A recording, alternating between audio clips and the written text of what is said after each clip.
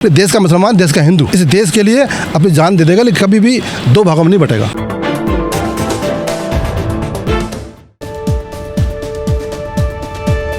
क्या मुस्लिमों को नहीं मिलता उनका हक? क्या हिंदू और मुस्लिम में फिर से होगा बंटवारा? आइए जानते हैं एहसान खान जी से, जो पशमांडा संगठन मुस्लिम समाज के राष्ट्रीय अध्यापक हैं। संभल में मस्जिद तोड़ के मंदिर बनाने के विवाद में उन्होंने अपना बयान दिया और न्यायालय के फैसले के साथ जाने का दावा किया। हिंदुओं को अपना बड़ा भाई कहते हुए कानून का जो भी फैसला होगा उसमें सहमति जताई। हिंदुस्तान के कुछ हमारे हिंदू भाई हैं जिन्होंने उसके ऊपर केस डाला है कि हमें इसका सर्वे किया जाए, और सर्वे के बाद में क्या चीज़ यहाँ पे पहले मंदिर था या मस्जिद ही थी, तो उसके लिए न्यायालय में ये मामला चल रहा है। इस पर बोलना ज़्यादा ठीक नहीं है। जो न्यायालय करेगा, हम हिंदुस्तान में रहते हैं और हिंदू हमारा बड़ा भाई है, तो हम मुस्लिम समाज देश के संविधान का भी, देश के न्यायालय का भी और देश के तिरंगे का भी हम सम्मान करते हैं और हम उसी साथ रहते हैं। हाँ, कुछ पक्ष न्यायालय में गए तो सर्वे दोबारा हो चुके हैं। अब सर्वे के बाद में क्या निर्णय होगा वो सुप्रीम कोर्ट करेगा या हाई कोर्ट करेगा, जो फैसला होगा हम मानेंगे। भाई अगर किसी को लगता है कि पुरानी जो मस्जिद हैं वो तोड़ के मंदिर बनाए गए या मंदिर की जगह पे कुछ और बनाया गया, तो सर्वे होगा और हमें उस सर्वे की टीम पर, देश के न्याय व्यवस्था पर और देश की संस्थाओं पर हमें भरोसा है। उन्होंने सुप्रीम कोर्ट की गाइडलाइंस में प्रकाश डालते हुए ये बताया कि धर्म स्थल वैसे ही रहने का आदेश दिया है और निरीक्षण न किए जाने की कोई बात नहीं कही गई है।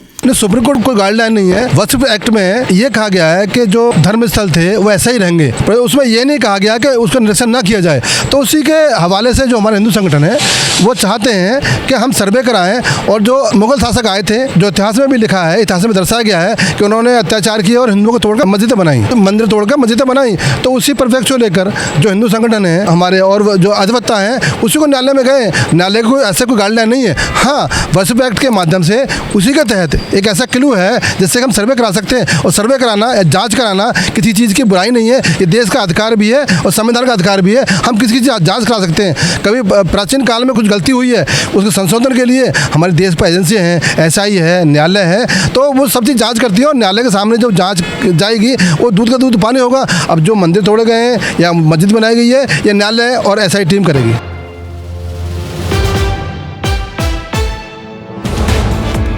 अजमेर शरीफ और दिल्ली जामा मस्जिद पे मंदिर की बात चल रही है। इस विवाद में अपना पक्ष देते हुए दोनों धर्मों के अहमियत को बताया और यहाँ तक कि दोनों धर्मों के पर्वों का सम्मान किया।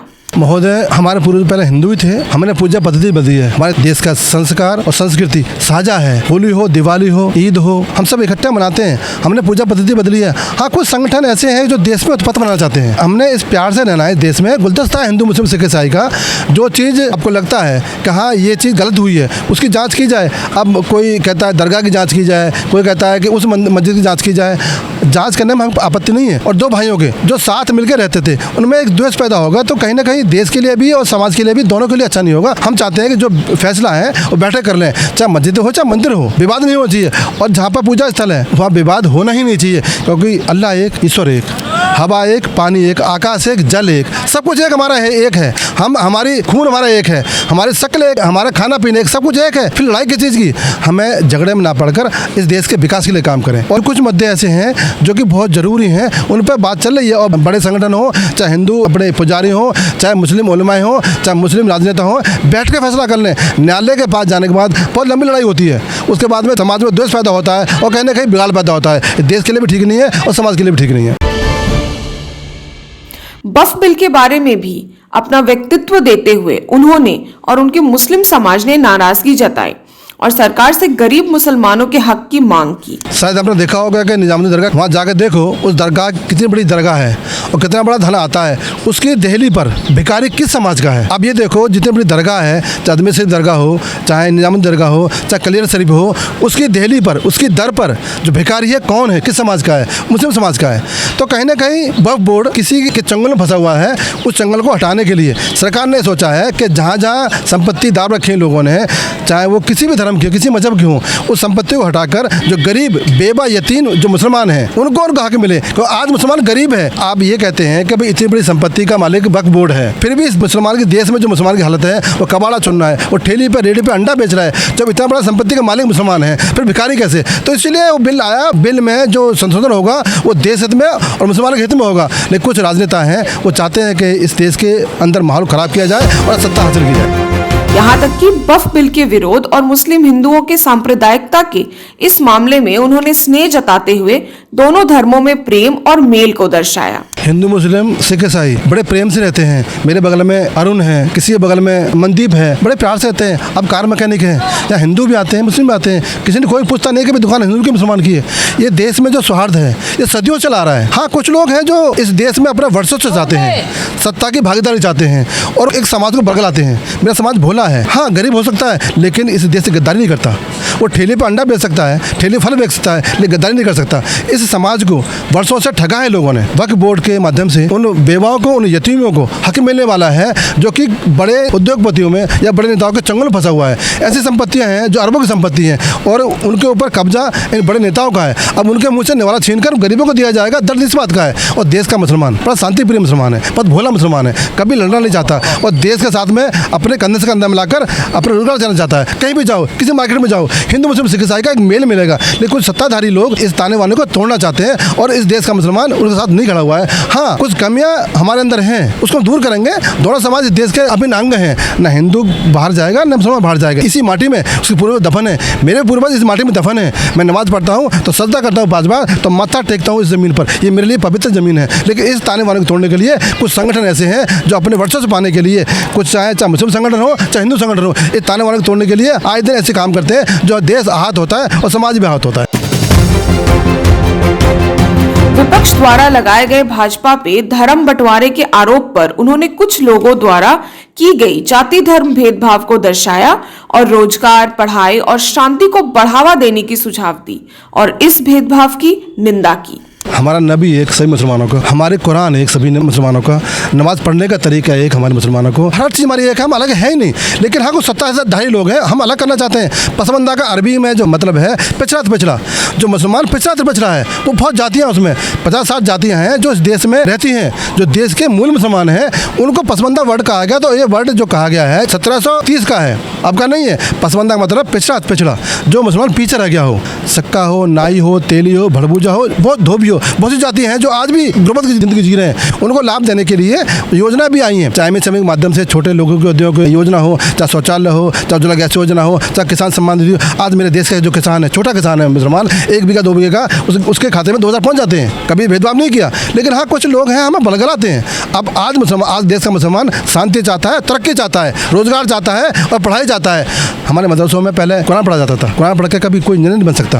लेकिन अब व्यवस्था चेंज हो गई है। हमारे मदरसों में कुरान पढ़ाया जाएगा और हमारे मदरसों में विज्ञान पढ़ाई जाएगी। अब देश बदल गया, बदलाव आएगा। आज हमारा युवा है, वो देख रहा है कि मुझे रोजगार कैसे मिले। आज हमारा युवा देख रहा है कि हमारा भाईचारा कैसे बने। लेकिन कुछ संगठन इसको तोड़ना चाहते हैं, हम उसके विरोध करते हैं, निंदा करते हैं।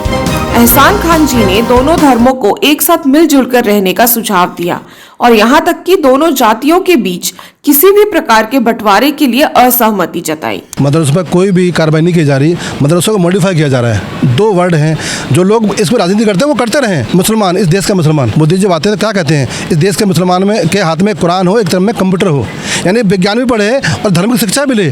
आज मॉडिफाई करने के लिए उन मदरसों के ऊपर निगरानी की जा रही है। तो इसलिए कुछ जो लोग हैं जो इसके लिए पीछे आड़ में जो राजनीति करते हैं, उनको तकलीफ है।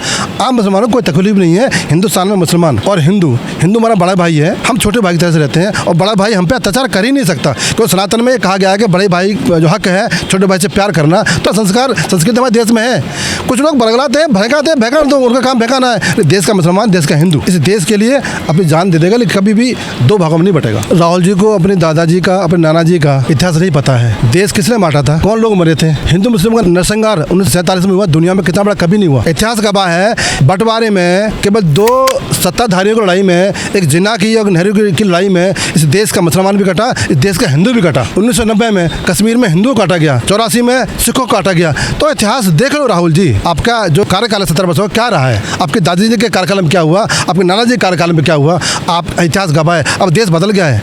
आपने सम्मान निधि दी किसानों को, आपने बूढ़ी माँ को शौचालय दिया 70 वर्ष में, आपने उज्ज्वला गैस योजना दी बूढ़ी माँ को, आपने पक्के मकान दिया बूढ़ी माँ को, नहीं दिया सरकार ने, आपने आज मोदी ने दिया है। तभी मुसलमान मोदी के साथ हैं। अब उत्तर प्रदेश में रहते हो, आप जब सर्वे कर लो कि अगर मुसलमान को मिला है तो हिंदू को मिला है। किसी घर पे बोर्ड लगा होगा कि ये रहीम का मकान है, प्रधानमंत्री ने दिया है, ये राम जी का मकान है, प्रधानमंत्री ने दिया है। शौचालय सबको मिले, मकान सबको मिले, उज्ज्वला गैस सबको मिली, आयुष्मान कार्ड सबको मिला, ना हिंदू देखा ना मुसलमान देखा। तो फिर मुसलमान तो देगा ना जो मुसलमान के हित में काम करेगा, उसको वोट देगा मुसलमान। मुसलमान को भविष्य चाहिए, मुसलमान को जो आर्थिक स्थिति खराब है उसके लिए योजना दी जाए, मुसलमान उससे तक खड़ा हुआ है। और कांग्रेस ने लूटा हमें मरवाया, लूटा, दो भाइयों को अलग किया है। अब देश का मुसलमान भी समझ गया है, हिंदू भी समझ गया है। और आखिर में उन्होंने अपनी और मुस्लिम समाज की तरफ से मोदी जी को धन्यवाद के साथ साथ अपना समर्थन भी जताया। केजरीवाल जी को 11 वर्ष दिए दिल्ली ने, क्या किया? कोरोना काल में हमारा सबसे बड़ा मरकज है निजामुद्दीन में, उसको बदनाम करने का काम किया।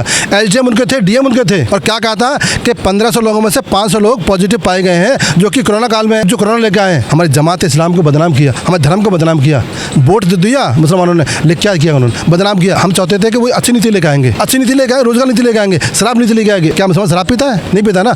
अब उत्तर प्रदेश में देख लो जो योजना चल रही है, उत्तर प्रदेश का ज्यादातर समाज दिल्ली में रहता है, उन्हें पता है कि उत्तर प्रदेश में भेदभाव नहीं किया, इसीलिए उसको खदेड़ा है। वो झूठे लोग थे, वादा करके आए थे कि मैं शीला जी के सरकार को, शीला जी को जेल भेजूंगा, जेल भेजा, खुद जेल चले गए। सारे मंत्री जेल जा चुके हैं कांग्रेस के उस जमाने के। एक भी व्यक्ति को केजरीवाल ने ना जेल भेजा, ना लोकपाल बिल लाए, और ना ही दिल्ली को साफ कराया, और ना ही दिल्ली वालों को पानी दिया। जाफराबाद हो, ओखला हो, जामिया हो, वो घनी आबादी मुसलमानों की है, एक स्कूल खोला हो तो मुझे बता दें केजरीवाल जी, आप चलो मेरे साथ में चले गए। ये झूठे वादे करने वाले लोग अब चले गए।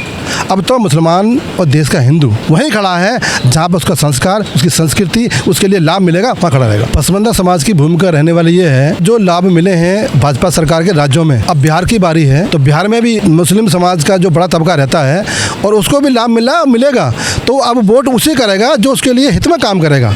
जैसे भाजपा कर रही है, और भी पार्टी करेगी तो उसको भी देगा। लेकिन अभी जो आने वाले कल में जो भाजपा का जो एक वर्चस्व है, वह भाजपा का जो एक नीतियाँ है, भाजपा की जो कार्यशैली है, वो मुसलमान के हित में है, तो मुसलमान वोट देगा उसको, कोई दो राय नहीं है। देश का मुसलमान आज भाजपा के साथ खड़ा हुआ है, क्योंकि उसके लिए सुरक्षा, उसकी योजनाएं, उसके लिए लाभ, उसके बच्चों की पढ़ाई, उसके लिए शिक्षा का मदद, उसके लिए व्यापार की मदद भाजपा दे रही है, तो भाजपा तो खड़ा होगा। हमें किसी पार्टी से गुरेज नहीं है, लेकिन जो ठगा है हम उसके साथ नहीं खड़े। सबका साथ, सबका विकास, सबका विश्वास।